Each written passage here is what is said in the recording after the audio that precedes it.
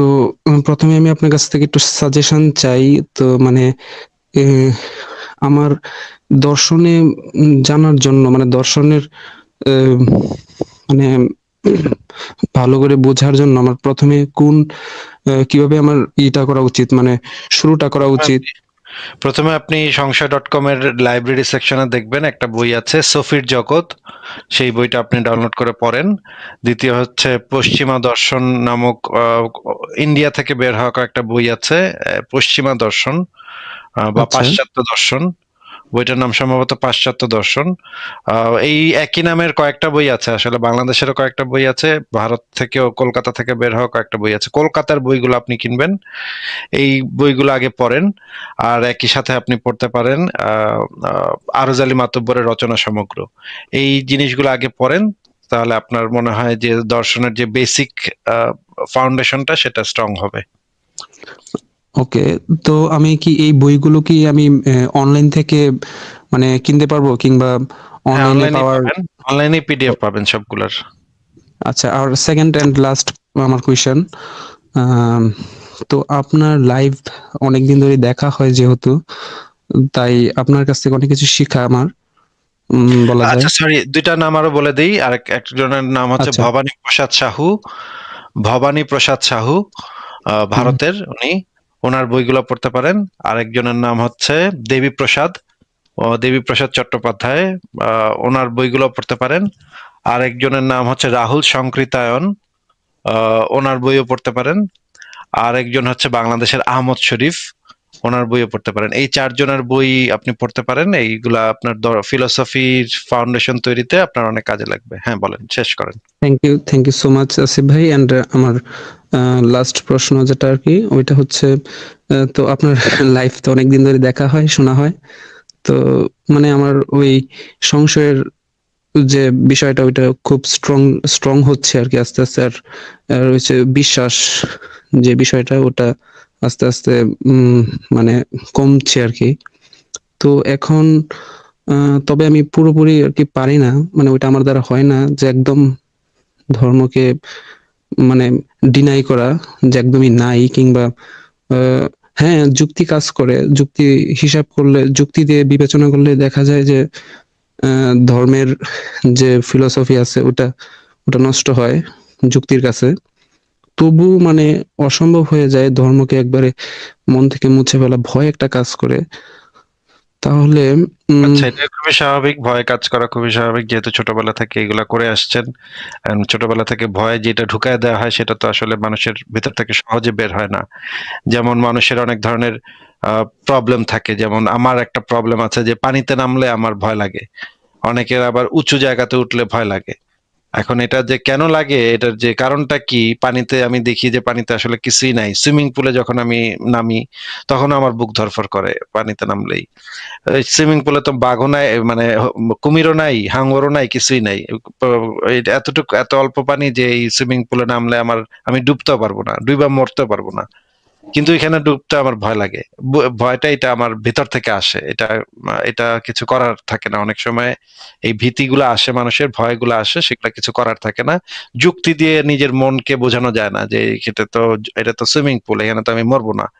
এই যুক্তিটা সেই সময় কাজ করে না অনেক অনেক জায়গাতে। এক্স্যাক্টলি। তো এই যে ছোটবেলা থেকে, এই যে আমি এটা জানি যে ছোটবেলা আমি একবার পানিতে পড়ে গেছিলাম, সেই ভয়টা আমার ভিতরে যেভাবে ভেতরে ঢুকে গেছে সেটা আসলে আমার বউয়ের আবার আরেকটা প্রবলেম আছে, বিছা দেখলে বা এই টাইপের ছোট দেখলে, পোকামাকড় দেখলে সে ভয় পায়, হুদাই ভয় পায়। এগুলা কিন্তু কোনো কামড় টামড়ও দেয় না, কামড়ও দিতে পারে না, এটা দেখলে সে পাগলের মতো করে। অনেকে আছে তেলাপোকা দেখলে ভয় পায়, তেলাপোকা কি করবে, ম্যাক্সিমাম কি করে, কামড়ও দিতে পারে না, তাই না? এই যে মানুষের যে কিছু কিছু জিনিসে মানুষের ভীতি আছে, সেটা মানুষ জেনেটিক্যালি বহন করে, অথবা ছোটবেলা থেকে কোনো একটা বাজে অভিজ্ঞতার কারণে এই জিনিসগুলা মানুষের ভেতর ঢুকে যায়। এই জিনিসগুলা সহজে মানুষের ভেতর থেকে বের হয় না, বের হওয়া করা কঠিন। এই জন্য যেটা আপনি করতে পারেন, ওই ভয়টা ভয়ের মতো থাক, আপনি আপনার মতো এগুলো নিয়ে চিন্তা করেন, যুক্তি দিয়ে যাচাই বাছাই করেন। যদি ভয়টা নাও যায় তাতেও কিছু যাবে আসবে না, আবার যদি ভয়টা যায় তাহলে তো ভালো।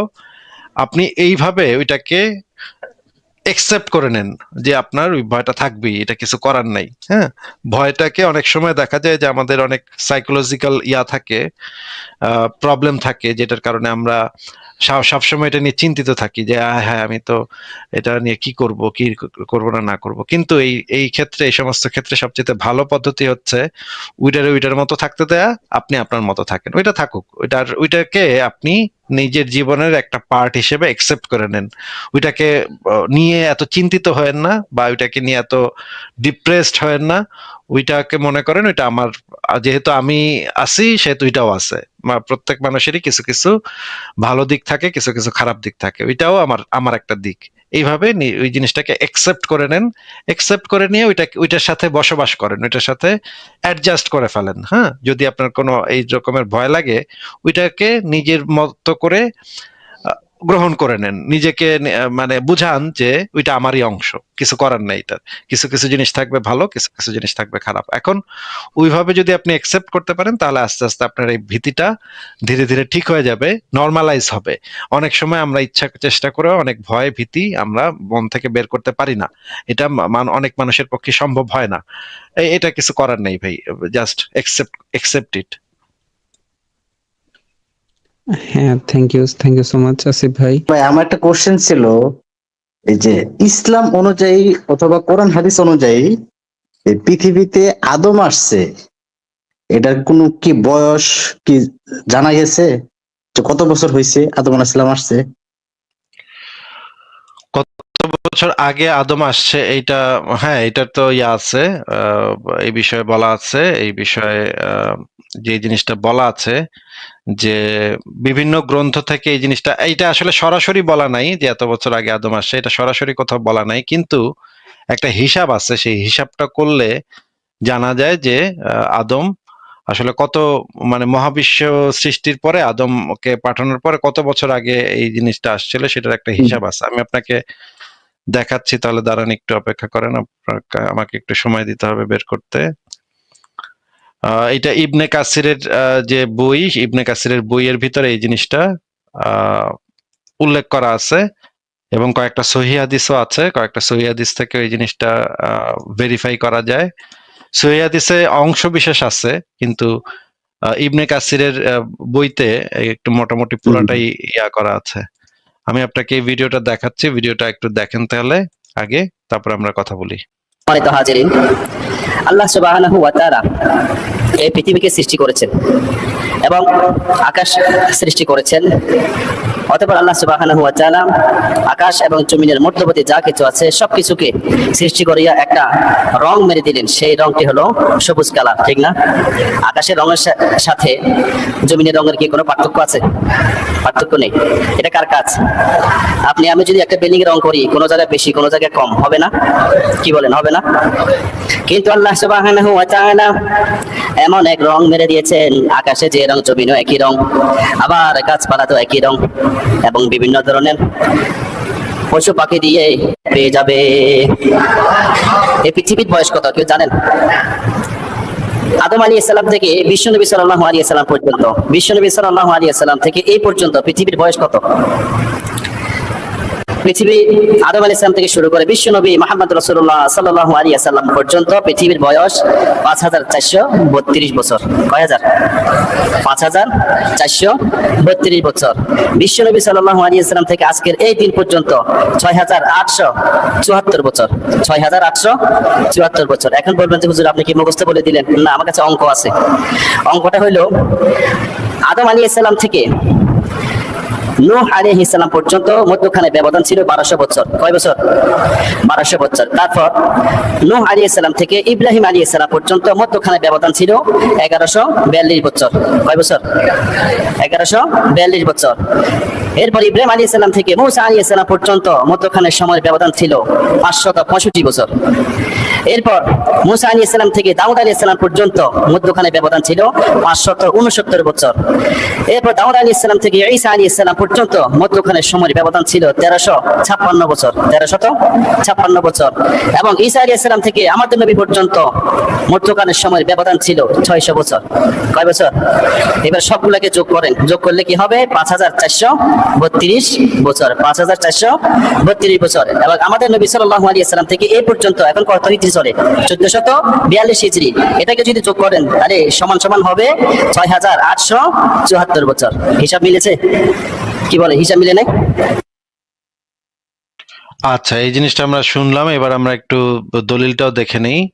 এটা হচ্ছে তাফসিরে জালালাইন, যদি আপনি দেখেন তাফসিরে জালালাইন পঞ্চম খণ্ড পৃষ্ঠা নম্বর 92-তে যেটা বলা আছে, বিভিন্ন রেওয়ায়েত দ্বারা জানা যায় যে পৃথিবীর বয়স 7000 বছর, আর রাসূল এর প্রেরণ হয়েছে ষষ্ঠ হাজারের শুরুতে।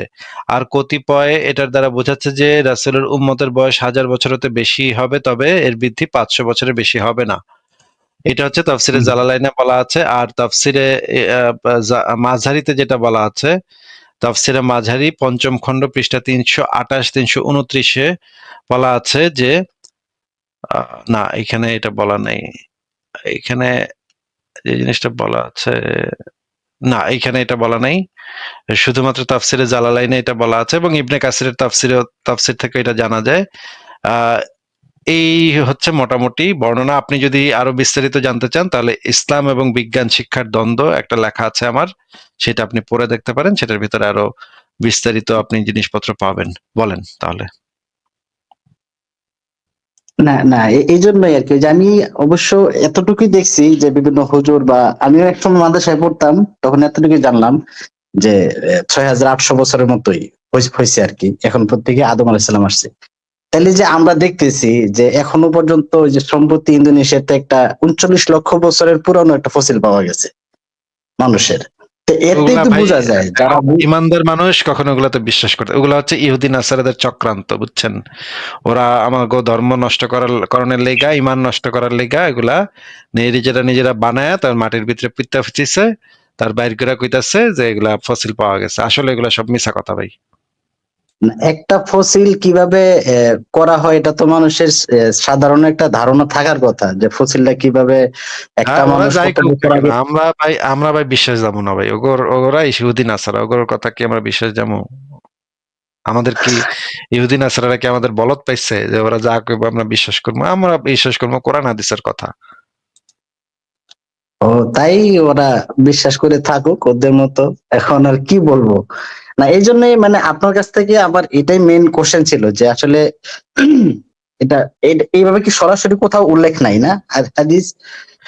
কয়েকটা সহিহ হাদিসে বলা আছে যে মানে ডিফারেন্সটা, মনে করেন মুসা থেকে ঈসের মানে আরেক নবীর মানে ডিফারেন্স হুম, কতটুকু, ওই হুম, হুম, এইরকম জিনিস বলা আছে। যেমন নূহ নবী বাইচা ছিল 950 বছর, আদম বাইচা ছিল প্রায় 1000 বছর, তারপরে এই নবী আসছে, এইভাবে একটা ডিফারেন্সের কথা বলা আছে কয়েকটা সহিহ হাদিসে। আর বাদ বাকিগুলো আপনি হিসাব কইরা মানে অঙ্ক কইরা আপনি অ্যাড করবেন, অ্যাড কইরা তারপর টোটালটা পাইতে পারেন। এই যে জিনিসটা বলা আছে ইবনে কাসিরের আল বিদায়া ওয়ান নিহায়া গ্রন্থে এই জিনিসটা বলা আছে। ঠিক আছে ভাই, এই জন্যই আশা আর কি। ভালো থাকবেন, হ্যাঁ। ঠিক আছে ভাই, ভালো থাকেন আপনি। আপনাকে বিদায় জানাই তাহলে। পরে নিশ্চয়ই আবারও কথা হবে। পরের জনকে যুক্ত করি তাহলে। এমডি জুয়েল আপনাকে যুক্ত করা আছে, বলেন। জি ভাই, এমডি কেমন আছেন? জুয়েল ভালো আছে, আশা করি আপনিও ভালো, বলেন। ওই যে ভাইয়া যে প্রশ্নটা করছিল আদম আলাইহিস সালামের যে সময়কাল, আহ, তো আমরা তো জানি যে বিজ্ঞান যখন আমরা পড়ছি তখন জানতে পারছি যে বানর থেকে নাকি মানুষ আসছে। আসলে কি বিষয়টা এমন, মানে আমাদের যেটা বলা হয় আর না, কি, এটা হুজুররা কোন যেটা বইতে বলে? পাইছেন আপনি? বানর থেকে মানুষ আসছে, এটা কোন বিজ্ঞান বইতে পাইছেন? এরকম তো কোনো বিজ্ঞান বইতে এরকম লেখা থাকার কথা না তো। আপনি কোন বিজ্ঞান বইতে পাইছেন এটা? না, বিজ্ঞান বইতে আমি পাইনি। আমি এনায়েতুল্লাহ আব্বাসীর একটা আলোচনা থেকে সেটা শুনলাম আর কি, যে তাহলে তো বিজ্ঞান নাকি মানে সেটা আপনি তো, এটা তো হুজুরে কইছে যে বিজ্ঞান নাকি এরকম কইতাছে, কিন্তু বিজ্ঞানে তো এরকম কোনো জিনিস আমি পাইনি এখন পর্যন্ত বানর থেকে মানুষ আসছে। বিজ্ঞানীরা যে জিনিসটা বলতেছে সেটা হচ্ছে মানুষ এবং বানরের একটা কমন অ্যানসেস্টর আছে, মানে সাধারণ পূর্বপুরুষ আছে। এটা তো মানে এখন প্রমাণিত একটা বিষয়। বিভিন্ন মিউজিয়ামে গেলে আপনি বিভিন্ন ফসিল দেখতে পাবেন, মানুষের বিবর্তন কিভাবে হয়েছে সেই জিনিসগুলো আপনি বিভিন্ন মিউজিয়ামে গেলেই দেখতে পাবেন। মিউজিয়ামে গেছেন কখনো? না, আমি মিউজিয়ামে আমার যাওয়া হয় নাই। মিউজিয়ামে কখনো যান নাই? জীবনে কখনো কোনো জাদুঘরে যান নাই আপনি? না, আমি আসলে ওইরকম যাওয়া হয় না আমার কখনো। অদ্ভুত কাণ্ড ভাই, মিউজিয়ামে মানুষ, কোনো একজন মানুষ মিউজিয়ামে না গিয়া বাইচে আছে কেমনে, এই জিনিসটা আমার কাছে খুবই অদ্ভুত একটা কাণ্ড। ইউরোপের স্কুলগুলাতে যখন বাচ্চাদের পড়ায় তখন বাচ্চা বয়সেই মিউজিয়ামে নিয়ে যায়, মিউজিয়ামে নিয়ে গিয়ে দেখায় কোনটা কি কেমনে কি সেগুলো সব দেখায়। আর আপনারা আপনারা মানে আপনারা মানে মিউজিয়ামে জীবনে কখনো যান নাই? বিরাট ব্যাপার তো ভাই। আপনি তো জানেন যে বাংলাদেশের যে শিক্ষা ব্যবস্থা সেটা কেমন, গ্রামে অঞ্চলে তো আরো বাজে অবস্থা। তো কিন্তু ওই নিজ সুবাদে উদ্যোগে তো যাওয়া যেত, একটা মানে শিক্ষিত ফ্যামিলি মিউজিয়ামে কখনো হ্যাঁ, যায়নি, এটা তো আসলে স্বাভাবিক না। মিউজিয়ামে তো একবার না একবার তো গিয়ে একটু দেখে দেখে আসা উচিত। বাইরের দেশের মিউজিয়াম গুলোতে না গেলেন, ওগুলাতে যেতে অনেক টাকা লাগে সেটা বুঝলাম, কিন্তু ঢাকাতেই তো দুই তিনটা মিউজিয়াম আছে। একটা আছে বিজ্ঞান জাদুঘর, একটা আছে মানে এই যে শাহবাগে একটা আছে, তারপরে হচ্ছে গিয়ে আরেকটা আছে হচ্ছে গিয়ে কোথায় যেন, আরেকটা যেন কোথায় আছে, তিনটা মিউজিয়াম আছে ঢাকার আশেপাশেই। তাহলে এই মিউজিয়াম গুলোতে তো আপনি যাইতে পারতেন। যাব, আমার ইচ্ছে আছে আসলে, এগুলা জানারও ইচ্ছা আছে, যাওয়ার ইচ্ছা আছে, দেখার ইচ্ছা আছে। মিউজিয়ামে গেলে আপনি সেই ফসিল গুলা দেখতে পারতেন, যে যে জিনিসগুলা পাওয়া গেছে মাটির ভিতরে, বিজ্ঞানীরা যেগুলা খুঁজে পাইছে সেগুলা হাজার হাজার লক্ষ লক্ষ বছর আগের। মানুষের হাড় তখন কিরকম ছিল, সেই হাড় থেকে যখন আমরা ডিজাইনটা আন্দাজ করি যে এটার তাইলে মানুষটা কিরকম ছিল, তখন আমরা একটা মানে এখানে এখন মানে উন্নত প্রযুক্তি দিয়ে আমরা তো বের করতে পারি যে হাড্ডিটা দেখে আমরা ওইটার গঠনটা কিরকম ছিল সেটা আমরা বের করতে পারি। সেগুলো তো এখন বিজ্ঞানীরা বের করছে যে মানুষ আগে কিরকম ছিল।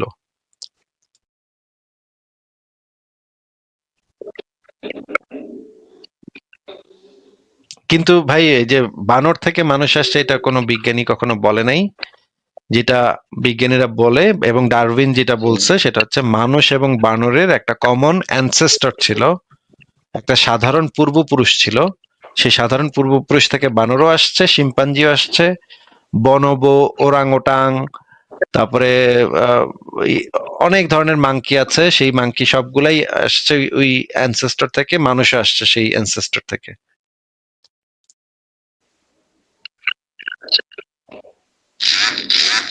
আর কি কিছু বলবেন জুয়েল সাহেব? আপনি কি আর কিছু বলবেন?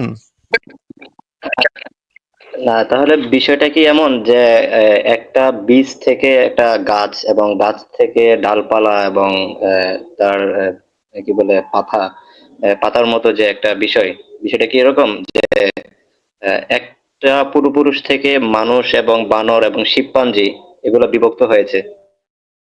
হ্যাঁ, একটা পূর্বপুরুষ থেকে মানুষ, বানর, শিম্পাঞ্জি এগুলো আস্তে আস্তে বিভক্ত হয়েছে। বিভক্ত হয়েছে মানে হচ্ছে গিয়ে এক একটা এক এক আগে একই রকমের ছিল, ওই কমন অ্যানসেস্টরটা একই ছিল, সেই কমন অ্যানসেস্টরটা মানে একটা প্রজাতি, তাই সেটা হচ্ছে একটা মানে প্রাণীর প্রজাতি। সেই প্রজাতির কিছু সদস্য হয়তো শীত প্রধান অঞ্চলে চলে গেছে, কিছু অংশ গেছে হচ্ছে খাবারের সন্ধানে, কিছু অংশ গেছে হচ্ছে একটু গরম এলাকায়, কিছু গেছে একটু পানি যেখানে পাওয়া যায় সেই এলাকায়। তো যে যারা পানির কাছাকাছি পৌঁছেছে তাদের শারীরিক পরিবর্তনটা একরকম হয়েছে, যারা শীত প্রধান অঞ্চলে গেছে তাদের শারীরিক পরিবর্তনটা আরেক রকম হয়েছে। এটা আপনি নিজের জীবনেও দেখতে পারবেন। আপনার যদি কোনো পূর্বপুরুষ মনে করেন আমেরিকা গেছে, দেখবেন কয়েকটা জেনারেশন পর তাদের যে বাচ্চা কাচ্চারা তারা আপনার বা আপনাদের অন্য ফ্যামিলি ট্রি এর বাচ্চা কাচ্চাদের থেকে একটু ডিফারেন্ট হবে, একটু আলাদা হবে, কারণ তাদের বিভিন্ন ধরনের মিক্সচার হয়েছে, বিভিন্ন ধরনের মানুষের সাথে তারা আহ বিয়ে করছে, তাদের আবার নতুন বাচ্চা হয়েছে। এই কারণে তাদের শারীরিক গঠন, তাদের খাবার দাবারের অভ্যাস, তাদের হাঁটা চলার অভ্যাস একটু ডিফারেন্ট হবে। এটা আপনি আপনার নিজের জীবনেই দেখতে পাবেন। এইরকম কি দেখেন নাই কখনো? হ্যাঁ, হ্যাঁ, অবশ্যই। তো এটা তো মানে বিভিন্ন আহ, পরিবেশ এবং আবহাওয়া এবং অনেক কিছু জেনেটিক মিউটেশন এইগুলোর উপরে নির্ভর করে মানুষের বিভিন্ন ধরনের পরিবর্তন হয়। প্রত্যেকটা প্রাণীরই বিভিন্ন ধরনের পরিবর্তন হয়। সেই পরিবর্তনগুলা নরমালি খুবই ধীরে হয়, আবার কিছু কিছু সময়ে এই পরিবর্তন গুলা খুব দ্রুত হইতে পারে, যেটা হচ্ছে যদি একটা প্রেসার ক্রিয়েট হয় তখন হচ্ছে গিয়ে এই পরিবর্তনগুলো দ্রুত হইতে পারে। ঠিক আছে জুয়েল সাহেব, আর কি কিছু বলবেন আপনি? আহ, না, আজকে এতটুকুই। আরো প্রশ্ন ছিল, আমি ভাবছি আরেকজন মানে অন্য কারো পরে আমাকে জয়েন করবেন, তো হঠাৎ জয়েন করে ফেললেন আর প্রশ্ন সাজিয়ে বলতে পারতেছি না আর কি। আচ্ছা, ঠিক আছে, তাহলে আবার পরে আরেকদিন কথা হবে। আজকে তাহলে বিদায় জানাই। ঠিক আছে, তাহলে বিদায় জানাচ্ছি। পরের জনকে যুক্ত করি। আচ্ছা, মাহবুব নামে যিনি যুক্ত হয়েছেন, আপনার ডিভাইস নট কানেক্টেড। আপনি বারবার যুক্ত হচ্ছেন, কিন্তু আপনার যুক্ত হয়ে লাভ নাই, কারণ আপনি আপনার ডিভাইস পারমিশন দেন নাই। তাহলে আপনাকে যুক্ত করা সম্ভব না আমার পক্ষে। পরের জনকে যুক্ত করি। আকের মান, আপনাকে যুক্ত করা হয়েছে। আকের মান বলেন আপনি।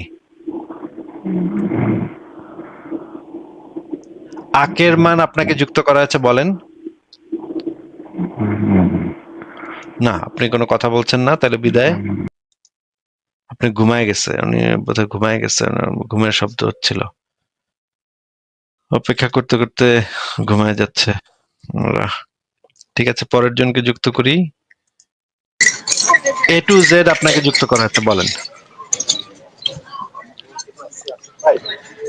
এ টু জেড আপনাকে যুক্ত করা হয়েছে, বলেন। কথাও শোনা যাচ্ছে না ভাই। না, কথা শোনা যাচ্ছে না আপনার। না ভাই, কথা বোঝা যাচ্ছে না আপনার। আপনাকে তাহলে বিদায় জানাই। পরের জনকে যুক্ত করি। দৃষ্টি, দৃষ্টি আপনাকে যুক্ত করা হয়েছে, বলেন। এগুলো তো প্রশ্ন করো না, কি প্রশ্ন করবা তুমি? তুমি কোনো কিছু জানো? এনে যারা প্রশ্ন করে এরা কই যাচ্ছে? বিভিন্ন ধর্মগ্রন্থ কইরা টুইরা পরে আছে প্রশ্ন করে, প্রমাণ তো বানিয়ে। আচ্ছা, দৃষ্টি, আপনি কি কিছু বলবেন? জি ভাইয়া, আমি একটা কোশ্চেন করতে চাই, সেটা হচ্ছে আমি সংশয়বাদী নিজেকে আইডেন্টিফাই করি। তো আমি হচ্ছে বিভিন্ন মহাপুরুষ আছে হিন্দু ধর্মের, তাদের বিষয়ে কিছুটা পড়াশোনা করেছি। যেমন ধরেন রামকৃষ্ণ পরমহংসদেব, উনি হচ্ছে একজন গণিকাকেও এতখানি সম্মান দিয়েছেন, যেটা তার মানে ওয়ার্ক সাইডের মানুষ যেমন নটি বিনোদিনী তাকে তার গুরু গিরিশচন্দ্র, তারপরে হচ্ছে হরিশ, তারা হচ্ছে সেই সম্মানটা দিতে পারে নাই। কিন্তু মহাপুরুষ যে ছিলেন রামকৃষ্ণ পরমহংস, তাকে সেই সম্মানটা দিয়েছেন, বলছে তার আচ্ছা, চৈতন্য আচ্ছা, হোক, তারপর আচ্ছা, সে আচ্ছা, বুঝতে পারে। আচ্ছা, আচ্ছা, আমি একটু জানতে চাচ্ছি যে এই রামকৃষ্ণ পরমহংস এত পাগল ছিল, এত মাথা নষ্ট পাগল, এবং গাঁজা টাজা খায় পড়ে থাকতো। এ কি করছে না না করছে সেটা দিয়ে আসলে কি যায় আসে? এ তো পাগলা টাইপের লোক, মানে পাগলামি ছাগলামি করতো, রাস্তাঘাটে পাগলামি ছাগলামি করতো। এই পাগল ছাগলের তথ্য আছে যে উনি গাঁজাখোর ছিল, বা কোনো রিসার্চের মাধ্যমে বের করা হয়েছে যে সে গাঁজাখোর ছিল? আপনি যে মানে সুনীল গঙ্গোপাধ্যায়ের যে মানে ইতিহাস নিয়ে যে উপন্যাস দুইটা আছে, একটা হচ্ছে পূর্ব পশ্চিম, একটা হচ্ছে প্রথম আলো, ওনার এই দুইটা পড়েন। একজন মানে শিক্ষিত হেড টিচার তার বাণীগুলা সব লিখে রাখছে। তো উনি যদি পাগলই হইতেন, তাহলে তার জীবন সম্পর্কে, দর্শন সম্পর্কে এত জ্ঞান থাকার তো কথা না। কি জ্ঞান তার ছিল জীবন, এবং মানে কি জ্ঞান, একটু জ্ঞান বলেন তো, আমরা একটু শুনি। ওনার কি এত জ্ঞান ছিল? আমি তো ওনার কাছ থেকে কোনো জ্ঞান আছে পাগলামি ছাগলামি কথাবার্তা ছাড়া আর কোনো জ্ঞান আছে এরকম তো কিছু পাইনি। সে নাকি কালী মূর্তির সাথে সঙ্গম করছিল। কালী মূর্তির সাথে মানে যে সঙ্গম করতে পারে, যে নিজের বউরে মা, উল্টা যে আর বউ মা শারদাকে মানে মা হিসেবে পূজা করত। সে তার সে বউকে মা হিসেবে পূজা। নিজের বউকে যে মা হিসেবে পূজা করে, তার ভিতরে কি জ্ঞান আছে সেই জিনিসটা আমি বুঝলাম না। আচ্ছা, আপনি আমাকে এমন একটা জ্ঞান বলেন যে সে কি কি কিছু আবিষ্কার করছে, কোনো কি কি জ্ঞান ছিল তার? সে মেয়েদের যৌন সামগ্রী মনে করতো না, এজন্য সে মেয়েদের সম্মান করতো, সেই সেন্সে সে তার বউকে না না, মায়ের মর্যাদা দিছে যৌন এবং সামগ্রী যৌন যৌন সামগ্রী মনে করা এক জিনিস, আর মানে মনে করেন আমি তো একটা প্রাণীর তো একটা স্বাভাবিক টেন্ডেন্সি আছে, যে সে একটা পুরুষ একটা নারীকে পছন্দ করবে, একটা নারী একটা পুরুষকে পছন্দ করবে এবং তারা যৌন সঙ্গম করবে।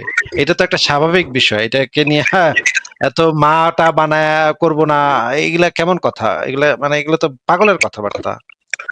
সে করে নাই, মেবি সে সেক্সুয়াল ছিল, সে তার তাহলে মেয়েদের প্রতি কাম তাহলে তৈরি সেটা হইতো না। তাহলে সে যদি মনে করেন পুরুষ পছন্দ করতো, তাহলে তো সে সে পুরুষের সাথে করতো, তাহলে অসুবিধা কোথায়? আমি সেক্সুয়াল মানে যে পুরুষও পছন্দ করে না, নারীও পছন্দ করে না। ও তার মানে তার ওগুলা ছিলই না। মানে তাহলে নারী এই জিনিসটাকে এত মাহাত্ম্য আরোপের দরকার কি? এই জিনিসটাকে নিয়ে এই জিনিসটা এত মাহাত্ম্য আরোপের প্রয়োজন কি? এটা তো কোনো মহৎ বিষয় না। টাইমে মেয়ে যৌনতা করা যৌনতা হতো করাটাও চারকালের মধ্যে যৌনতা মেয়েদের যৌনতা কপাস একটু কথা শুনে নেন, একটু কথা শুনে নেন। যৌনতা করাও কোনো মহৎ কাজ না, যৌনতা না করাও কোনো মহৎ কাজ না। জিনিসটাকে এত মহত্ব আরোপের দরকার কি? পাগল পাগল ছাগল মানুষ মানে তার হইতো না। তাহলে ভাই তোমার সমস্যা আছে, তুমি দূরে থাকো। তুমি আচ্ছা, সুনীল আপনাকে গঙ্গোপাধ্যায় কি ছিল যখন যখন মানে রামকৃষ্ণ পরমহংসদেব ছিল, তখন কি সুনীল গঙ্গোপাধ্যায় ছিল? আপনি যে বলতেছেন সুনীল গঙ্গোপাধ্যায় ঐতিহাসিকবিদ, সে হচ্ছে আহ, মানে না না, বলছে যে গাঁজাখোর হ্যান ত্যান, সুনীল তখন কি ছিল? গঙ্গোপাধ্যায়ের যে বইগুলা সেগুলা ইতিহাসের উপর ভিত্তি করে লেখা। ওই বইগুলা গবেষণা হিসেবে আপনি পড়তে পারেন। সুনীল গঙ্গোপাধ্যায়ের এই বিষয়ে গবেষণা আছে, গবেষণা করে তিনি ওই বইগুলা লিখেছেন। আপনাকে আমি যেটা জিজ্ঞেস করছি সেইটার উত্তরটা দেন, যে এই যে রামকৃষ্ণ পরমহংস সে কি এমন জ্ঞানের কথা বলেছে, এমন একটা জ্ঞানের কথা বলেন আমাদেরকে যে আমরা বুঝতে পারি যে এটা একটা অনেক জ্ঞানের কথা। সেটা হচ্ছে, আমি আপনাকে বলি, উনি স্টার থিয়েটারে একবার থিয়েটার দেখতে যান, নাটক দেখতে যান। তো সবাই নটি বিনোদিনীকে অনেক নিগৃহীত করতেছিল, কারণ সে গণিকা সাইড থেকে বিলং আচ্ছা, এটা করতো, তো মানে জ্ঞানের কথা না। পতিতালয় থেকে এটা বিলং করতো। আরে আরে আপা, এটা তো জ্ঞানের কথা না। জ্ঞানের এটা কথা হচ্ছে হয়তো সে একটা না শুনলে হয়তো তো সে জ্ঞানের কথা বুঝবেন হয়তো না। সে আপনি একটা জ্ঞানের যত যেমন জ্ঞানের কথা আপনাকে আমি জ্ঞানের কথা বলতেছি, শোনেন একটা উদাহরণ দিচ্ছি আপনাকে, জ্ঞানের কথা উদাহরণ দিচ্ছি। অ্যাকচুয়ালি একই। আরে সে তো আর জ্ঞানের কথার একটা সে তো জ্ঞানের কথা ছিল না, সে তো শিশু ধর্ষক ছিল না, সে তো পোলার বউয়ের সাথে সেক্স করতে যায় নাই। কেউ তো বলেও নাই সে পোলার বউয়ের সাথে কিছু করতে গেছে কিনা, সেটা তো কেউ বলেও নাই। কিন্তু এটা তো পাগলা বেটা ছিল, পাগলামি সাগলামি করতো, ন্যাংটা প্যাংটা হয়ে ঘোরাঘুরি করতো। আপনি তাকে পাগল বলেন কোন যুক্তিতে? মানে কোন লিখিত দলিল আছে, তার উপর রিসার্চ পেপার আছে, বা তার উপর রিসার্চ করে বলা হয়েছে যে সে গাঁজাখোর আপনি ছিল, সে গাঁজা খাইতো? And কোন আপনি যে জায়গায় বলতেছেন, এক্স্যাক্টলি কাদের সাথে গাঁজা খাইতো? তাহলে কি আপনি স্বামী বিবেকানন্দ তার শিষ্য ছিল? স্বামী বিবেকানন্দ হিন্দু সমাজকে মানে মানে স্বামী বিবেকানন্দ তো আরেক বাটপার ছিল, সে তো হচ্ছে বিরাট বাটপার ছিল স্বামী বিবেকানন্দ। সে স্বামী বিবেকানন্দ এক জায়গায় বাল্য বিবাহের পক্ষে বলছে, আবার আরেকটা বইতে বাল্য বিবাহের বিপক্ষে বলছে। মানে না, যখন তার কাছে যেটা মনে হয়েছে সেটা বলছে। এক জায়গায় বলছে জাতপাত প্রথার পক্ষে, এক জায়গায় বলছে, আরেক জায়গায় গিয়া বলছে জাতপাত প্রথার বিপক্ষে। এ তো পুরা বাটপার। স্বামী আমি বিবেকানন্দের মতো বাটপার তো আমি খুঁজে পাই নাই যে বাটপার সে বলছে বিবেকানন্দের মতো বিবেকানন্দের মতো বাটপার লোক তো মানে বাংলা ভাষায় বিবেকানন্দের মতো বাটপার তো আর দুইটা হয় না। আচ্ছা, আমি আপনাকে সেই জিনিসগুলা বের করে দেখাচ্ছি, সেগুলা আমি বের করে দেখাতে পারবো। না, আমি রাখবো কেন? আমি কি ভুল কথা বলছি নাকি? আমরা একটু স্বামী বিবেকানন্দ কোন বইতে কি কি বলছে সেগুলো কয়েকটা একটু উদাহরণ একটু বের করে দেখাই, ঠিক আছে? আপনি দেখেন একটু, ঠিক আছে?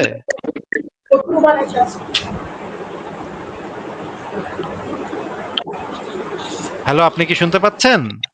হ্যাঁ, শুনতে পাচ্ছি, আপনি দলিল দেন। হ্যাঁ, ঠিক আছে, দেখাচ্ছি।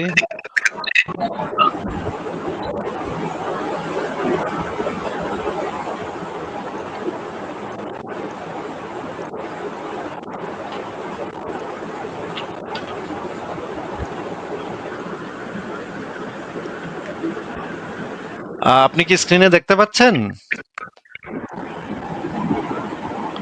হ্যাঁ, দেখতে পাচ্ছি। আচ্ছা, স্ক্রিনে আমরা দেখি তাহলে কোন কোন বইতে কি কি লিখেছে। আচ্ছা, এক এই জায়গায় বইটা কে লিখেছে? অভিজিৎ রায়, ঠিক আছে, উনিও নাস্তিক আমি জানি। আরে উনাকে সে কুপিয়ে হত্যা এই এই লেখাটা অভিজিৎ রায়ের লেখা, কিন্তু লেখার ভিতরে যে রেফারেন্স গুলা সেগুলা তো বই থেকে নেয়া। তাহলে আপনি সরাসরি ওই বই থেকে রেফারেন্স দেন, আপনি অভিজিৎ রায়ের লেখা কেন? তাহলে তো আমার সেই বইগুলা প্রত্যেকটা বের করে করে দেখাইতে হবে, কিন্তু সে এই সময় তো এখন আপনি নাই। আপনি অবশ্যই আপনার উচিত বইগুলো বের করে দেখানো। না, এখন তো আমার প্রত্যেকটা বই বের করে দেখাতে গেলে তো এটা অনেক সময়ের ব্যাপার। আপনি নিজেই সেটা করে দেখতে পারেন যে ওই বইতে এই জিনিসগুলো আছে না, নাকি। আমি দেখবো। আপনি এখানে বলছেন যে সে গাঁজাখোর, সে বাটপার, সে এইটা, আচ্ছা, সে সেইটা। আমি আচ্ছা, কথাটা শোনেন, কথাটা শোনেন। এইখানে তো বইয়ের নাম দেয়া আছে, ভারতীয় নারী উদ্বোধন, পৃষ্ঠা 90। বিভিন্ন চোখে স্বামী বিবেকানন্দ, বিশ্ববঙ্গীয় প্রকাশনী, আর স্বামী বিবেকানন্দের বাণী ও রচনা, 2য় খণ্ড। যে সত্যতা, ওই সত্যতাটা আমরা তো যাচাই করতে পারবো না, কারণ এটা যে কোনো মানুষ যে কোনো ভাবে রেফারেন্স দেয়া, হ্যাঁ এই বই রেফারেন্স ছিল এইটুকে দিলাম, এটা তো এরকম হয়ে গেল। এটা তো আসলে সত্যিকার রেফারেন্স না। আপনি যদি মনুসংহিতা বের করে দেখাতেন, উপনিষদ বের করে দেখাতেন, তাহলে আমি মানতে পারতাম। কিন্তু এই বইগুলো এখন আমার যদি প্রত্যেকটা বের করে করে দেখাতে হয়, ওই লেখাটাও তো আমার না। আপনি তাহলে সেই আপনার জিনিসগুলো কাছে চেক যদি করে বই, দেখেন, নিজে চেক হাদিস করে দেখেন, থাকে, কোরআন থাকে, নিজে check তাহলে আপনার কাছে অবশ্যই বেদ আছে, উপনিষদ আছে, নাই? এই যে এই তার মানে বইগুলা আপনি বেদ উপনিষদ থাকা আর প্রপারলি রিসার্চ করেন নাই, শ্রী রামকৃষ্ণ পরমহংস দেবের উপর প্রপার রিসার্চ করেন নাই। আপনি একটা র্যান্ডম বই তুইলা ওইখানে দেওয়া আছে অনেক রেফারেন্স, আপনি ওই রেফারেন্স দিয়ে দিলেন। আপনি নিজেই আচ্ছা, যাচাই করেন নাই যে কোন তথ্যটা সঠিক, কোন তথ্যটা ভুল। এই যে স্বামী বিবেকানন্দের বাণী ও রচনা, 2য় খণ্ড, পৃষ্ঠা 12, আপনি কি বলতে চাচ্ছেন যে এই রেফারেন্সটা যেটা দেয়া আছে সেই বইতে এরকম কিছু নাই, এটা কি আপনি বলতে চাচ্ছেন? জি, আবার বলেন। এইখানে যে রেফারেন্স বইগুলা দেয়া আছে, নাম দেয়া আছে স্বামী বিবেকানন্দের বাণী ও রচনা, আপনি একটু আগে বলেছেন যে আপনি অভিজিৎ রায়ের এই লেখাটা পড়েছেন। আপনি কি এই রেফারেন্স গুলা ক্রস চেক করে দেখেছেন? হ্যাঁ, আমি ক্রস চেক করে দেখেছি এবং এখানে অনেক ভুল আছে। এখানে অনেক ভুল আছে। তাহলে আমরা যদি এখন একটা, ঠিক আছে, তাহলে এখন আমরা একটা বই আমরা একটু ডাউনলোড করে দেখি যে এইটার ভিতরে কোনো ভুল আছে নাকি নাই। আমরা একটা বই ডাউনলোড করে দেখব, তাহলে তো অন্যগুলাও মোটামুটি ইয়া হবে যে অন্য বইগুলোর ভিতরে নিশ্চয়ই, যদি এটা ভুল হয় তাহলে তো অন্য বইগুলোও ভুল হবে, আর যদি এটা ঠিক হয় তাহলে তো অন্য বইগুলোও ঠিক হবে নাকি। ঠিক আছে, তাহলে আমি একটা বই ডাউনলোড করে দেখতেছি, দেখি এটার ভিতরে কি আছে। প্রথমে আমরা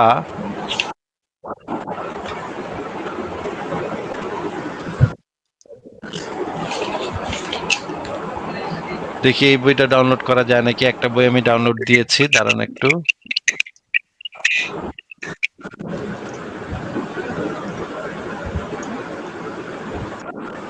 এটা ডাউনলোড হচ্ছে। এই বইগুলো তো অনেক বড়, এগুলো ডাউনলোড হতে অনেক টাইম লাগে। আচ্ছা, এটা হচ্ছে স্বামী বিবেকানন্দের বাণী ও রচনা। এই বইটা আপনি চেক করে দেখেছিলেন? হ্যাঁ। আচ্ছা, আমি তাহলে এটা হচ্ছে প্রথম খণ্ড বের হয়ে গেছে, আমি তাহলে 2য় খণ্ডটা বের করি, দেখি 2য় খণ্ড আছে নাকি।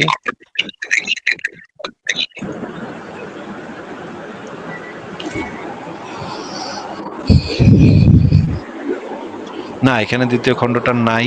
আমি আবার আরেকটা জায়গা থেকে দেখি তাহলে।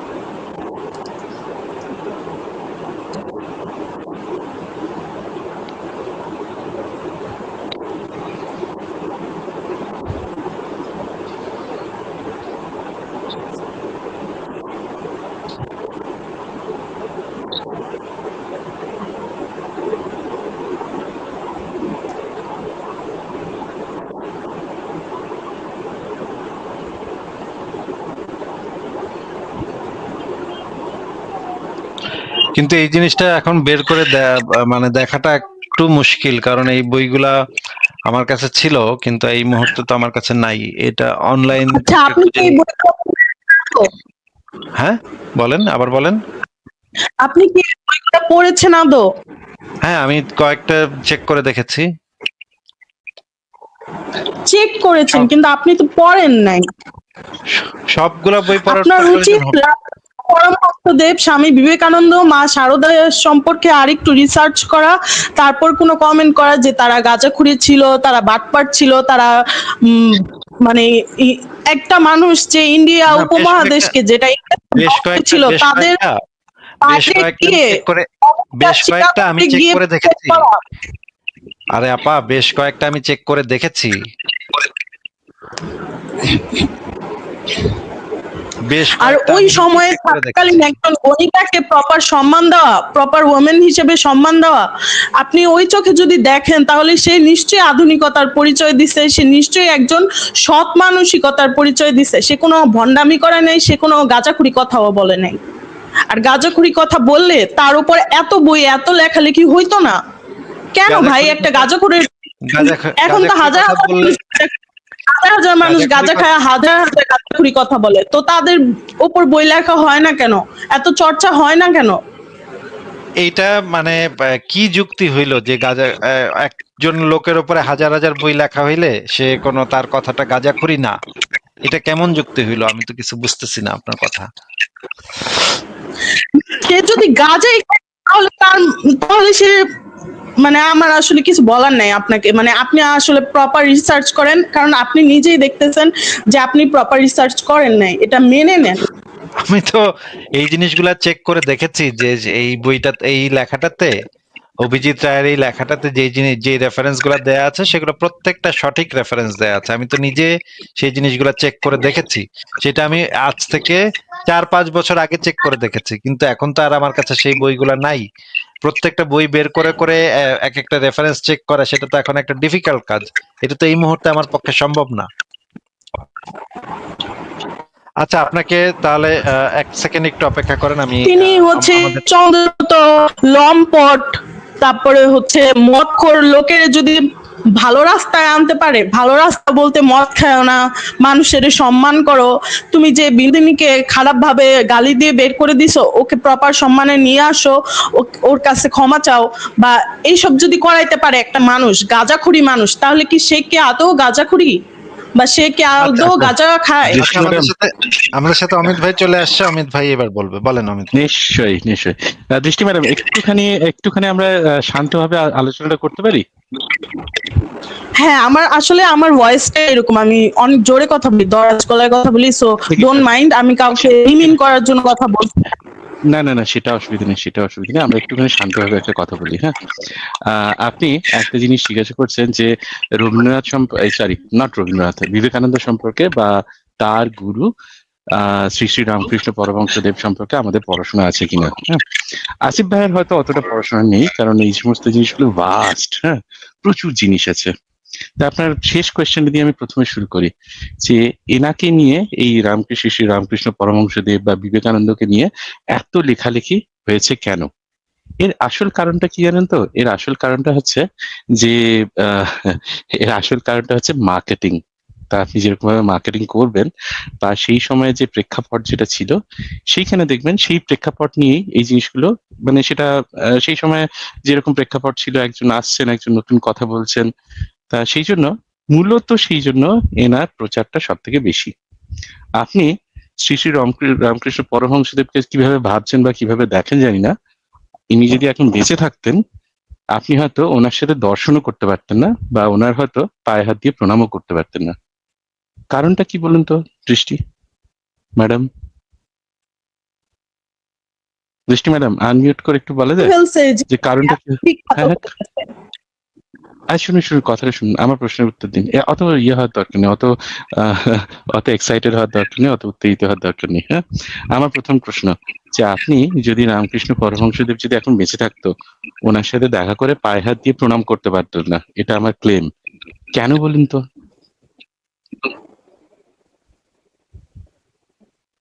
বুঝি নাই, আপনার প্রশ্নটা আচ্ছা। আবার করেন। অমিত ভাই, সেটা আবার আমি একটু আমি একটা জিনিস বের করে ফেলতে পেরেছি। এই যে ওই আচ্ছা রেফারেন্সের ভিতরে যে জিনিসটা ছিল সেটা আমি একটু মাঝখানে একটু দেখায় নি। আহ, এটা বের করতে একটু সময় লাগলো, কারণ হচ্ছে গিয়ে এগুলো বের করা একটু কঠিন। এই যে যেমন ধরেন এই অভিজিৎ রায়ের লেখার ভিতরে যে ৮ নম্বরে যেটা আছে, স্বামী বিবেকানন্দের বাণী ও রচনা ২য় খণ্ড পৃষ্ঠা ১২। আমরা এই ৮ নাম্বারটাতে একটু যাই, গিয়ে গিয়ে দেখি এখানে কি লেখা আছে।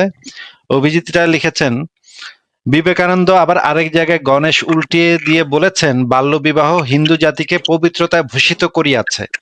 এখন এই রেফারেন্সটা সঠিক কিনা আমরা একটু চেক করে দেখবো। দৃষ্টি ম্যাডাম আমাদেরকে বলেছেন যে উনি চেক করে দেখেছেন এবং প্রত্যেকটাই নাকি ভুল, এরকম নাকি নাই, মূল বইতে নাকি এরকম নাই উনি বলেছেন আমাদেরকে। আমরা এবার একটু চেক করে দেখি যে এই জিনিসটা উনি যেটা বলেছেন সেটা সত্য নাকি মিথ্যা কথা উনি বলেছেন। এটা হচ্ছে ই লাইব্রেরি, স্বামী বিবেকানন্দের উপরে দেখতে পাচ্ছেন আপনারা যে স্বামী বিবেকানন্দের বাণী ও রচনা ২য় খণ্ড দেখা যাচ্ছে। দৃষ্টি দৃষ্টি আপনি কি দেখতে পাচ্ছেন? জি। এটা হচ্ছে স্বামী বিবেকানন্দের ওয়েবসাইট, ই লাইব্রেরি। এই জায়গায় স্বামী বিবেকানন্দের বাণী ও রচনা ২য় খণ্ডটা আছে। আমরা পৃষ্ঠা ১২তে এসছি। এই যে পৃষ্ঠা ১২, চ্যাপ্টার অধ্যায় মায়া, পৃষ্ঠা ১২। এইখানে দেখেন লেখা, এই লেখাটিকে একটু পড়ে শোনান তো, এখানে কি লেখা?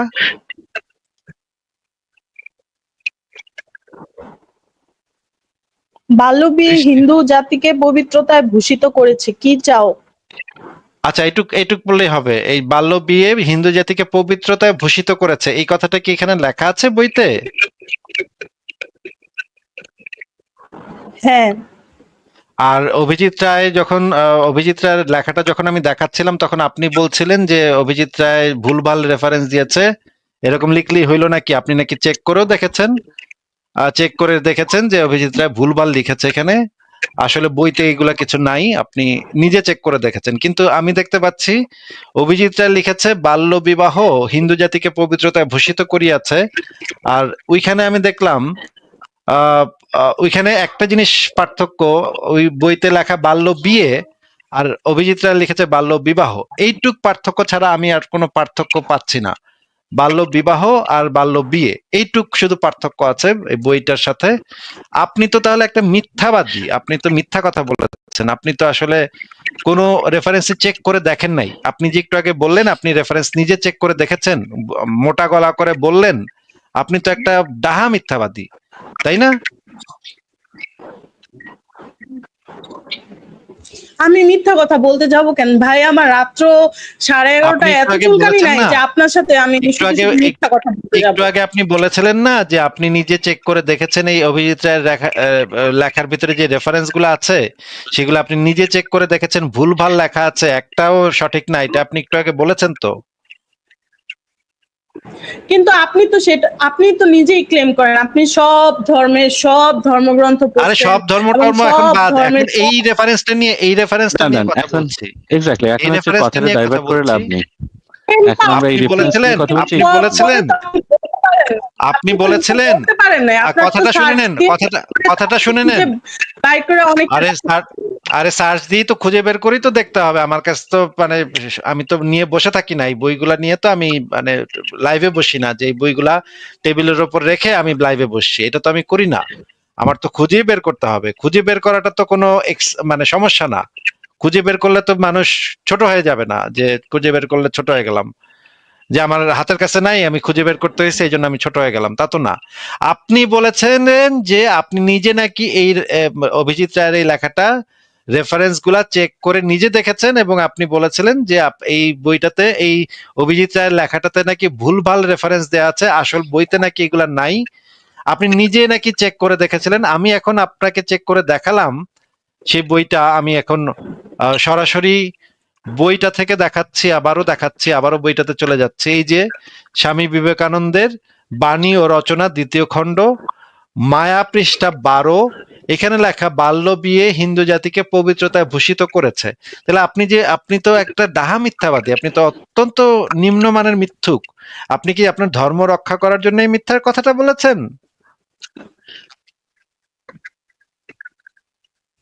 আমি কোনো ধর্ম রক্ষার জন্য মিথ্যা কথা বলি নাই, আর আমি মিথ্যা কথা তাহলে বলিও নাই।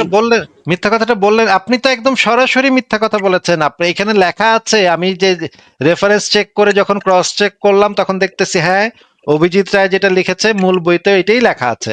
অথচ আপনি বলেছিলেন যে আপনি নাকি নিজে চেক করে দেখেছেন, কোনো সব রেফারেন্স নাকি ভুলভাল দেয়া আছে এখানে। কোন কনটেক্সটে লিখছে সেটা কি আপনি বুঝতে আরে পারছেন? কোন বা কনটেক্সট, সেটা তো ভিন্ন জিনিস। আপনি তো বলেছিলেন যে আপনি আচ্ছা আসিফ ভাই, যদি দাবিটা এরকম হয় যে আমি অমুকের লেখা চেক করে দেখেছি এবং দেখেছি ওই রেফারেন্সগুলো মিথ্যা, রাইট? যদি এরকম দাবি হয়, এরকম ক্লেম হয়, তাহলে তো এরকম সে রেফারেন্স দেখাইতে পারে, ভাই অভিজিৎ রায়ের বইতে এটা লেখা, কিন্তু এই লেখা মানে এই রেফারেন্সটা এসে কোথাও নাই, বা ভুলভাল এরকম একটা রেফারেন্স দেওয়া আছে। ওরকম কোন একটা রেফারেন্স দেখা যায় আসিফ ভাই? আপনি তাহলে আমাদেরকে বলেন তো কোন জিনিসটা আপনি নিজে চেক করে দেখেছেন। আপনি তাহলে আমাদেরকে একটু দেখান তো যে কোন জিনিসটা আপনি নিজে চেক করে দেখছেন যে এটা ভুলভাল আছে, সেটা একটু দেখান তো তাহলে। আমি স্বামী বিবেকানন্দের বাণী ও রচনা বইটা পড়ছি এবং এটা কোথাও লেখা নাই। আচ্ছা, তাহলে আপনি সেই বইটা একটু আমাদের সামনে নিয়ে আসেন এবং এটার মানে আপনার ক্যামেরাটা একটু অন এবং করেন। এই বই সম্পর্কে কি বলছে অভিজিৎ রায় সেটা আপনি, একটা হচ্ছে ভাই আপু, একটা হচ্ছে যে আপনি পান নাই, এইটা একটা কথা, আর একটা হচ্ছে এই বইতে কোথাও নাই। দুইটা কিন্তু ভিন্ন জিনিস। হ্যাঁ, আপনাকে এই ক্লেমটা একটা বড় ক্লেম যে এই বইতে এরকম কোথাও লেখা নেই। আপনি কি এটা আসলে প্রমাণ করতে পারবেন এই বইটা এরকম কোথাও লেখা নেই? আপনি প্রথমে অভিজিৎ রায়ের ক্লেমটা নিয়ে আসেন, ওই বই সম্পর্কে অভিজিৎ রায়ের কি ক্লেম ছিল, এবং যে ক্লেমটা আর কি আপনি বলতেছেন নাই, সেটা একটু আমাদেরকে দেখান যে এই বইতে এরকম কোনো কথা নাই। হ্যাঁ, আমরা পৃষ্ঠা নাম্বারটা একটু চেক করে দেখি। আমাদের কাছে পৃষ্ঠা নাম্বারও আছে। আপনি বইটা নিয়ে আসেন, ক্যামেরাটা অন করেন, আমরা একটু পৃষ্ঠা নাম্বারটা চেক করে দেখি ওই বইটাতে কিছু এইরকম কিছু আছে নাকি নাই। তাহলে তো হলোই। হ্যাঁ, আমার একটা কাছে রেফারেন্স বর্তমানে দেখা বইটা নাই, কারণ আচ্ছা, এমন একটা রেফারেন্স বলেন যেটা আপনার কাছে বর্তমানে আছে, যেটা বর্তমানে প্রমাণ করতে পারবেন। আচ্ছা বলতেছি, দাঁড়ান। হ্যাঁ হ্যাঁ, দাঁড়াইতে পারবো না, বসেই থাকি, অসুবিধা নেই, বসে থাকলে সমস্যা হবে না আশা করি। আপনি দেখাতে পারবেন না এটা আমরা জানি, আপনি একজন মিথ্যাবাদী এটা আমরা অলরেডি বুঝে গেছি, আপনি ধরা খেয়ে গেছেন, কিন্তু তারপর আপনাকে আরেকটা সুযোগ দিচ্ছি, দেখি আপনি পারেন কিনা। কিন্তু আমি ডোন্ট বি নিশ্চিত আপনি পারবেন। মিসোজিনিস্ট আসিফ ভাই, ডোন্ট বি মিসোজিনিস্ট, এরকম মিসোজিনিস্ট হওয়া ঠিক না আসিফ ভাই। আচ্ছা আসিফ ভাই আপনার কাছে আমার একটা প্রশ্ন আছে। হ্যাঁ, এইটা আপনি ওখানে দেখালেনি এই রেফারেন্সটা, যে কোনো কনটেক্সটেই বলে থাকুক, হ্যাঁ বাল্যবিবাহ ভালো, এই জিনিসটা যে কোনো কনটেক্সটেই বলে থাকুক, যে কোনো কনটেক্সটে, এমন কোন কনটেক্সট ফারাজ ভাই বা আসিফ ভাই আপনারা কি চিন্তা করতে পারেন যেখানে এই জিনিসটা ভালো হতে পারে? আমি অন্তর্ভুক্ত করতে পারি না। যদি এটা কেউ বলে থাকে, ওয়েল অমিত ভাই, যে ওই যে আর নবী মোহাম্মদ একটা কন্টেস্ট দিয়ে গেছিলেন যে কেন হচ্ছে বাচ্চাদের বিয়ে করা উচিত, শুনি। বিকজ তাদের যৌনাঙ্গ থাকে উষ্ণ। হ্যাঁ, গরম থাকে। তো আপনি কি চান আমার এই ধরনের জোক মারতো ভাই, বুঝছেন, মানে তোমার আটকায় যায়, জোকটাও মারতে পারি না। বেটা যা বলে গেছে, আমি জোকটাও মারতে পারি না। সেই স্বামী বিবেকানন্দ হয়তো পারে অন্যান্য বিষয়ে সে অনেক ভালো কথা বলতে পারে, ওটা ঈশার কিছু না, বাট থিং ইজ বাল্য বিবাহকে তো ভাই আপনি কোনোভাবে ডিফাইন করেন, তাও একটা মেয়ের আমি বাল্য বিবাহকে রামকৃষ্ণের ডিফাইন একটা করা, রেফারেন্স, দ্যাটস ভেরি গুড। আপনাকে গাঁজা করবেন, ওই রেফারেন্সে তার একটা আরে ভাই কথা বা আপু, তার একটা থিওরি আপনাকে আমি যেটা না না না না না না না, ওই গালগপ্প শোনার ইচ্ছা নেই আপু, ওই গালগপ্প শোনার ইচ্ছা নেই আপনার। যেটাতে টপিকে আছে টপিকে থাকেন একটু। অভিজিৎ রায় কোনো কিছু একটা বলেছে ওই যে আপনার বিবেকানন্দ সম্পর্কে, এবং সেই রেফারেন্সটা ভুলভাল, আমাদেরকে একটু দেখান কোন কথাটা বলেছে।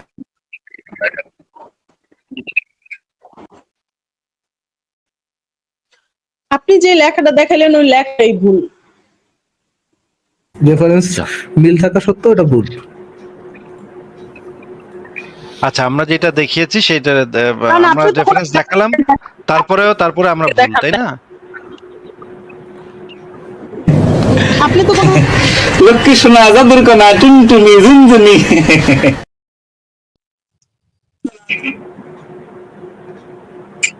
দেখিনি আমরা। আসিফ ভাই রেফারেন্স দেখাইছো তো কি কয়েকটা হয়েছে, movie যেটা ভুল সেটা ভুলই। অপমান করে আপনি খুব বড় নাস্তিক হয়ে যাবেন। আপু ভিকটিম গেম হচ্ছে গিয়ে আপনি বাসায় যেয়ে খেলেন কোনো সমস্যা নেই, কিন্তু পাবলিকলি কথা বলতে হলে তো রেফারেন্সটা দিয়ে কথা বলতে হবে, তাই না? রেফারেন্সটা দিয়ে তারপরে কথা বলেন। আপনার ভিকটিম গেম খেলার সমস্যা নেই, আপনাকে ভিকটিম কার্ড আমি দরকার হলে একটু সাফ সাফ করে বানাই দিব, সমস্যা নেই। আপনি আগে এবং রেফারেন্স এর সাথে একটা টিস্যু পেপারও দিব কান্নাকাটি মোছার জন্য, আমরা টিস্যু পেপারও প্রোভাইড করব, অসুবিধা নাই। আপনি এই যে reference- আমার চোখে পানি চলে আসলো, আল্লাহু আকবার। এটাই হচ্ছে কোরআনের সবচেয়ে বড় মুজিজা, আল্লাহু আকবার। আমরা হ্যাঁ, দিব শুনেন, আপনার মতো টিস্যু পেপার দেয়া হবে, ছোট টিস্যু ছোট পেপার আপনাকে দিব আমরা, অসুবিধা নাই। টিস্যু কান্না মোছার জন্য টিস্যু পেপার আমরা দিব না, অসুবিধা নাই। আপনি আমাদেরকে একটা রেফারেন্স দেন। সমস্যা কি? এইসব মানুষের কথায় না আমার চোখে জল আসবে না, সরি টু সে। ও আচ্ছা, তাহলে জল না আসলে তো কোনো সমস্যা নেই, তাহলে তো খুবই ভালো। You're so তাহলে rude. আপনি রেফারেন্সটা একটু দেন, রেফারেন্সটা একটু দেন। আপনি আপনি আপু অনেক প্রো, আমরা নুব, সমস্যা নেই, আপনি প্রো। আমাদেরকে দয়া করে রেফারেন্সটা দেখান, বাকিগুলো পরে বলেন, বাকি আগডুম বাগডুম কথা পরে বলেন না। আগডুম বাগডুম কথা শুনতে মূলত আমরা ইন্টারেস্টেড না, আমরা ইন্টারেস্টেড হচ্ছে রেফারেন্সটা দেখাতে। রেফারেন্সটা দেখান আপু প্লিজ। ক্যামেরাটা একটু অন করে বইটা একটু সামনে, চোখের সামনে দেখান যে এই বইয়ের এই রকম পৃষ্ঠায়, এত নম্বর পৃষ্ঠায় যেটা রেফারেন্সটা দেয়া আছে, অভিজিৎ রায় লিখছে একটা, আর আপনার কাছে বইয়ে বলা আছে, এই যে দেখেন চলে গেছে। ঠিকই তো আছে আসিফ ভাই, আপনি আসিফ নুবুদ্দিন, আপনি নুব।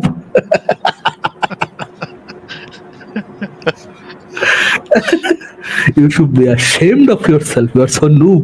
আপনি রেফারেন্স দেখাইছে তো কি হইছে? আপনি দাবি করতে পারছেন বড় গলায়? Oh my God, বেডি মানুষ।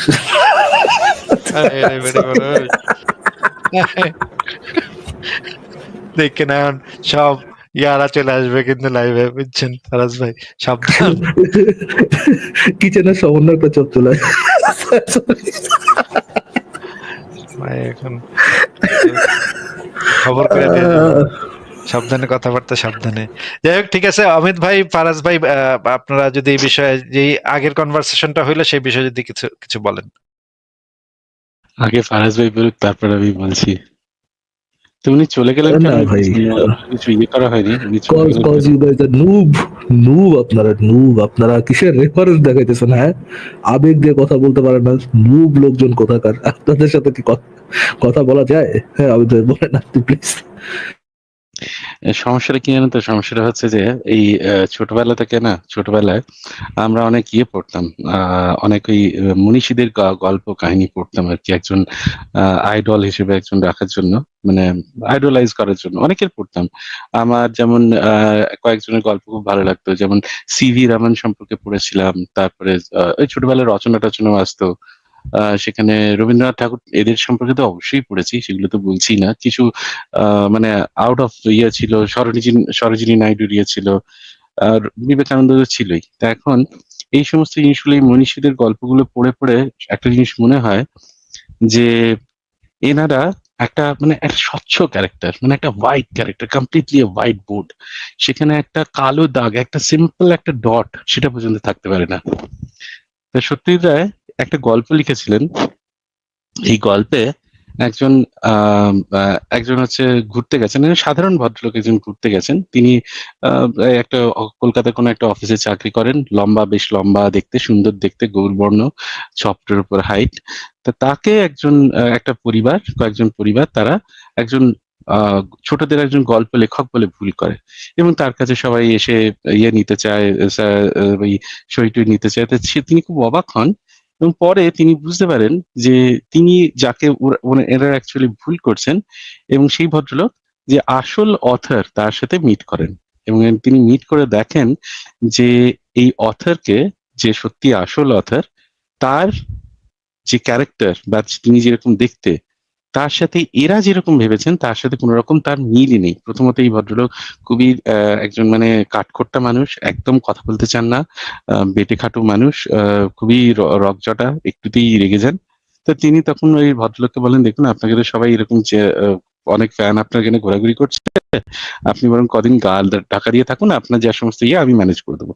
তো ওইখানে তিনি দেখাতে চান যে কোন মানুষকে যখন খুব কাছ থেকে আমরা জানি, তখন তাদের মধ্যে যে যে আমরা দূর থেকে দেখলে যখন তাদেরকে খুব ভালো লাগে, সেটা হয়তো কাছ থেকে দেখলে অতটা হয়তো ভালো লাগে না। এরকম সমস্যা, এটা একটা বিশাল সমস্যা। এই জিনিসটা আমিও নিজে এটা অনুধাবন করি। এমন অনেক সেলিব্রিটিকে আমি জানতাম এবং তাদেরকে কাছ থেকে দেখার পরে আমার ধারণা সম্পূর্ণ রকম চেঞ্জ হয়।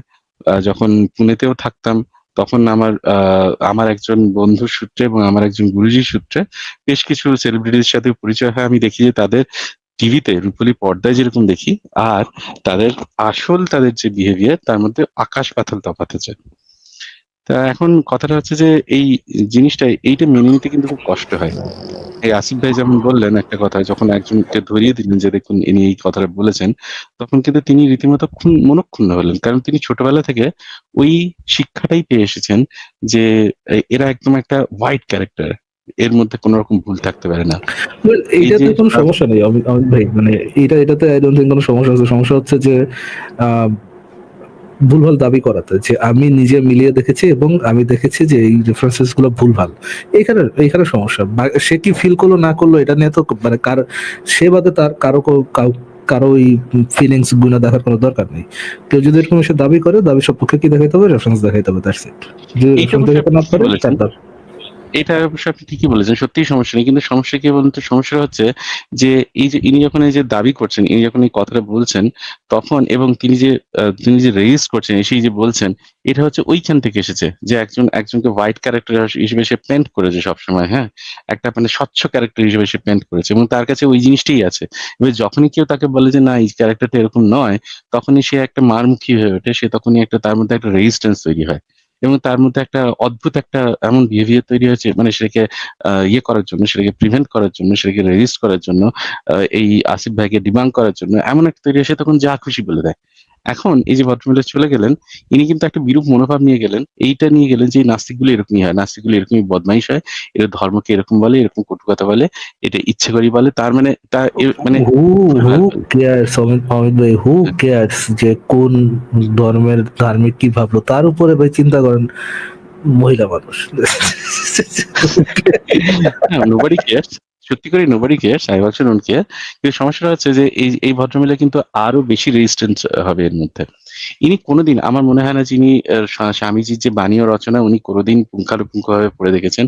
খুব কম মানুষকেই দেখেছি যারা এই জিনিসগুলো পড়ে দেখেছেন। তার মধ্যে পড়লেই আমি যখন পড়ার চেষ্টা করছিলাম, প্রথমত খুবই অবৈজ্ঞানিক প্রচুর কথা আছে, খুবই অবৈজ্ঞানিক কথা আছে, প্রচুর কিছু আছে যেগুলো হচ্ছে মানে আপনি কখনোই এটা মেনে নিতে পারবেন না। দেখবেন অভিজিৎ রায় এই জিনিসগুলোকে প্রচুর জায়গাতে এই জিনিসগুলোকে হাইলাইট করেছেন, কথা বলেছেন।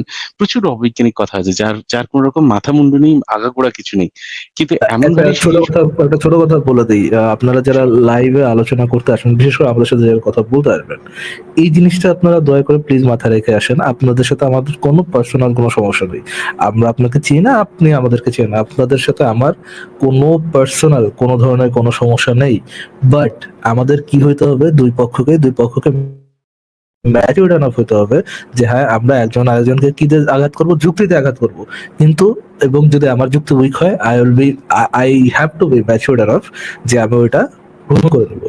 বাচ্চাদের মতো রেফারেন্স দেখাচ্ছে তো কি হয়েছে, আপনি ভাই আসিফ ভাই তো আপনি অনেক নুব, আপনি রেফারেন্স বাই করতে পারেন, আপনি নুব, আমি দাবি করতে পারি আমি নুব না আমি প্রো।